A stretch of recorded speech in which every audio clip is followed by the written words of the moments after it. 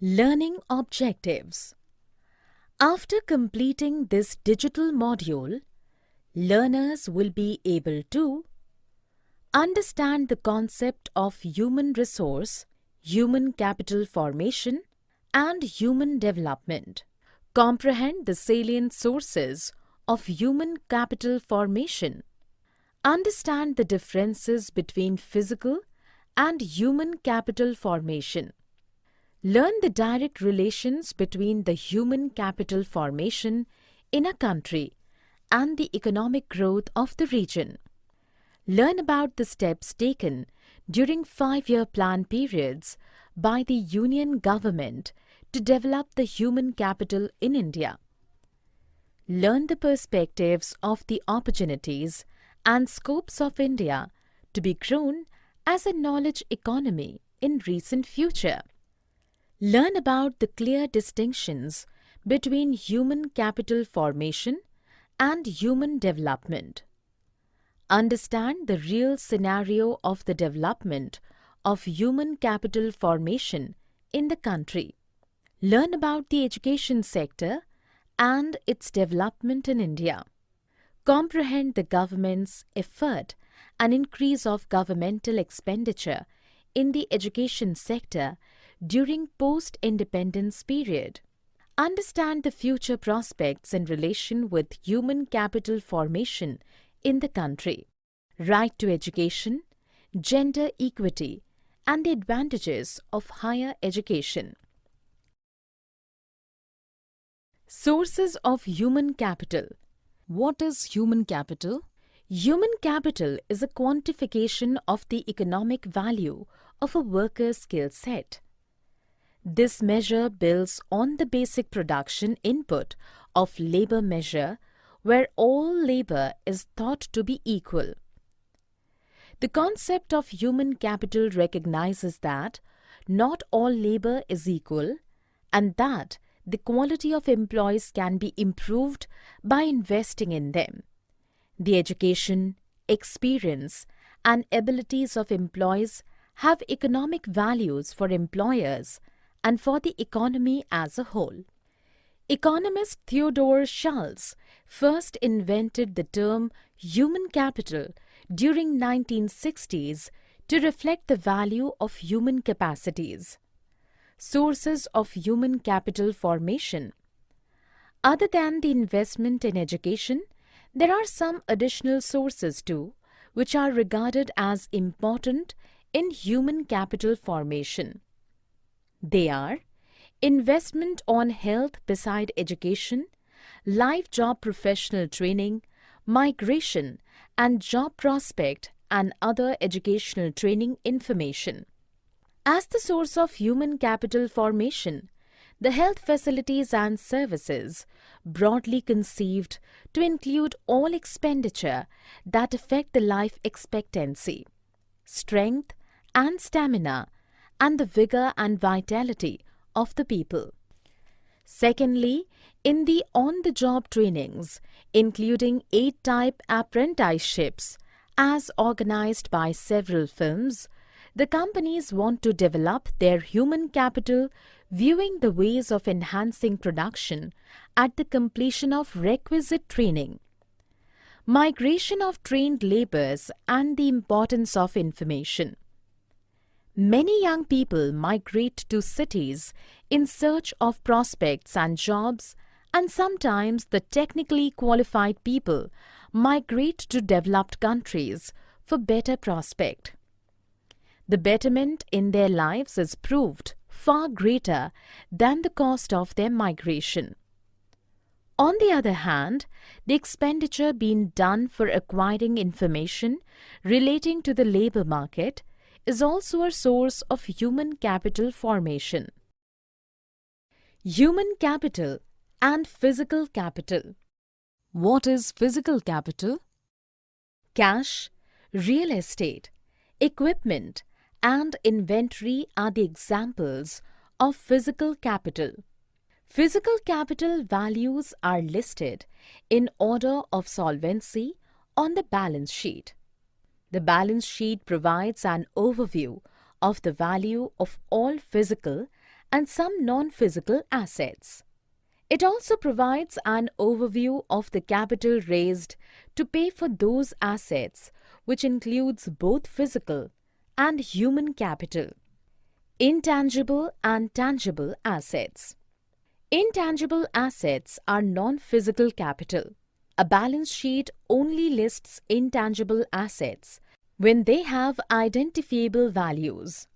Intangible assets can't be touched, but they are often represented by a legal document or paper. Human capital is represented by more than the company brand. Harvard University is not Harvard University because of its crimson logo. The value of Harvard University is in its human capital. Human capital includes the knowledge base of the employees and is often measured by the quality of the product. It also refers to the network of the employee base and the general level of influence they have on the industry. Differences between physical and human capital. Unlike physical capital, which is easy to find on the balance sheet, the value of human capital is often assumed. In addition to the goodwill, analysts can value the impact of human capital on operations with efficiency ratios such as return on assets, that is ROA, and return on equity, that is ROE. Where in case of physical capitals, the depreciation is high. If new technology is arrived, the old machines have been outdated.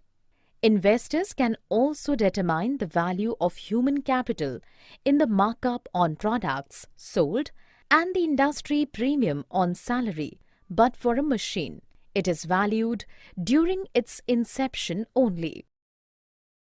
Human capital and economic growth.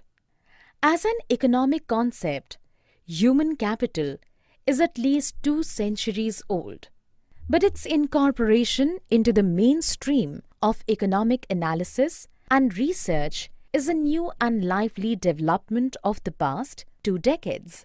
Fisher's definition of capital as any asset that give rise to an income stream requires the inclusion of human capital, even if it cannot be bought and sold. It is of course rented, and even though investments in such capital often involve non-market activities, but non-market activities are not necessarily extra-economic. Investment on education, school and post-school. Initially, the investment in school education has been the subject of almost exclusive attention by human capital analysts. The educated have higher earnings, but the earnings are not fixed. They grow over the working life, albeit at a decelerating pace. This growth is additional to and largely independent of economy-wide trends in earnings. These patterns of growth also differ among persons whose education is similar. Empirical economic research indicates that the relation between schooling and post-school investment is positive. More educated people invest more in the labor market. The ability and opportunity factors, which induce individuals to have more schooling, affect their post-school behavior. Similarly, even though the correlation is far from strict, where the abilities and opportunities change over the life cycle. Human capital and technology. Human capital activities involve not merely the transmission and embodiment of available knowledge in people, but also the production of new knowledge, which is the source of innovation and of technical change. In a fundamental sense, modern economic growth is a result of the scientific revolution, that is, of the growth of systemized scientific knowledge. Human capital formation in India. India possesses a huge size of human resources. In order to transform the liability of this huge size of population into assets, adoption of various measures for human capital formation is very much essential. The term human capital formation implies the development of abilities and skills among the population of the country. In order to develop various sectors of the economy, the country should introduce manpower planning for the development of its human resources. Manpower planning in the sector of human resources. Manpower planning indicates planning of human resources for meeting the development needs of the economy. Just for the proper utilization of manpower resources, the country should impart proper education to its population and train its labor force in technology, engineering, management, medicine, and in many other fields connected with the development of various sectors of the economy. The most important factor in human capital formation is the development of top skills. As this skill formation is a time-consuming process, the entire process of human resource development demands a long-term policy. India's growth story. India has become successful in training a number of scientific and technical manpower in the country during the last 3 decades. The total number of such manpower increased from 188,000 in 1950 to 7,840.2 thousand in 2000. Moreover, the growth rate of scientific manpower during the decade 1950-60 was to the extent of 9.1% per annum, and then the same rate increased to 10.1% during the next decade, 1960-70, in which there was huge expansion of basic and heavy industries in India. Education sector in India. The 5 years plan, started after independence, helped the growth of the country in education like other areas. However, due to some inherent weaknesses at the execution part, the expected success was not being achieved. So, in order to improve the educational setup, the government constituted 2 commissions after independence. Kothari Commission 1964 to 1966. Kothari Commission, being chaired by Mr. D.S. Kothari, then chairman of UGC, was appointed under provision of a resolution of the Government of India, dated 14 July 1964, and eminent educationists in diverse fields from India and abroad. This commission was not to limit its inquiry to specific sectors or aspects of education, but to have a comprehensive review of the entire educational system.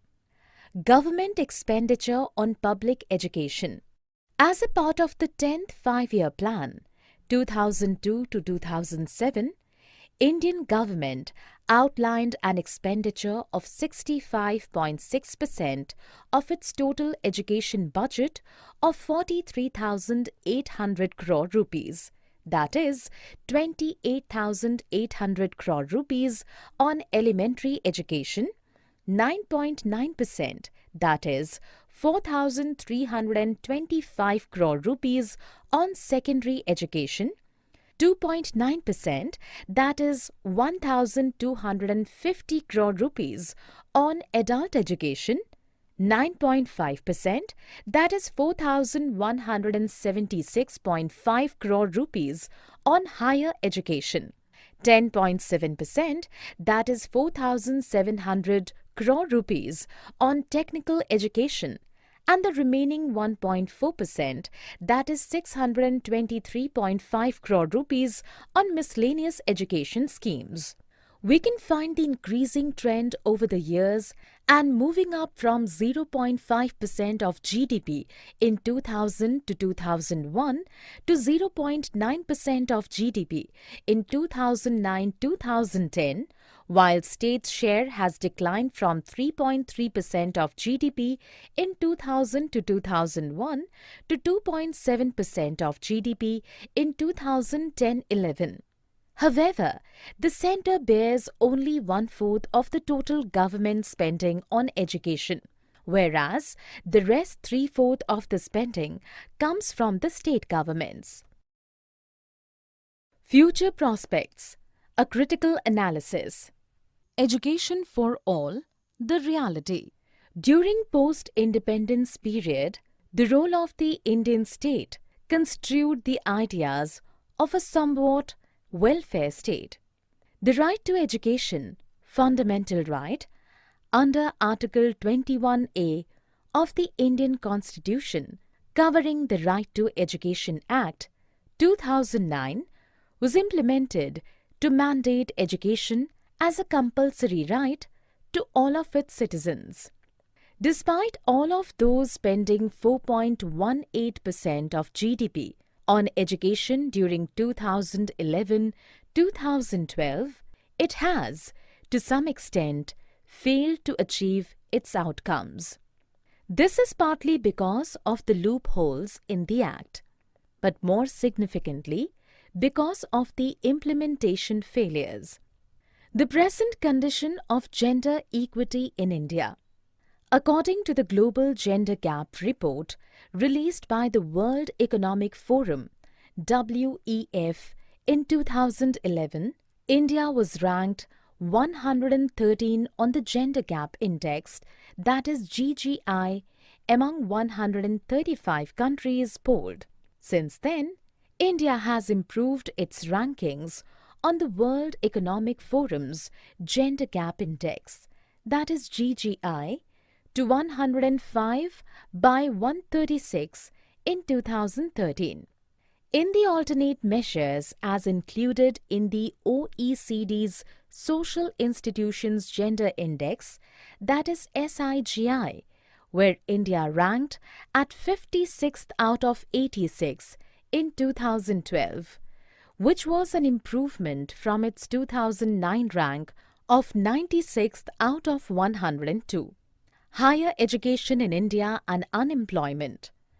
The social and regional inequalities in access and quality of higher education are enormous.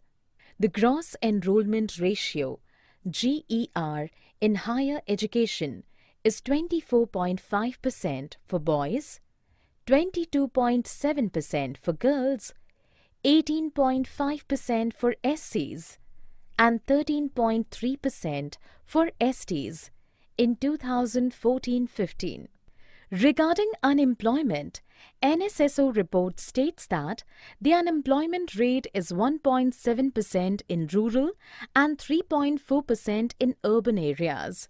In its previous report of 2013, unemployment rate was 1.5% in rural and 4.8% in urban areas. Summary. Let us summarize what we have learned. By the specific decision of investment on education, the growth of human capital formation can be assured where future productivity enhancement and surging in income source can be observed. Proper investment in quality education, on the job training, health, migration, and seeking specific information are the salient sources of human capital formation. The idea of physical capital is the groundstone of conceptualizing human capital formation.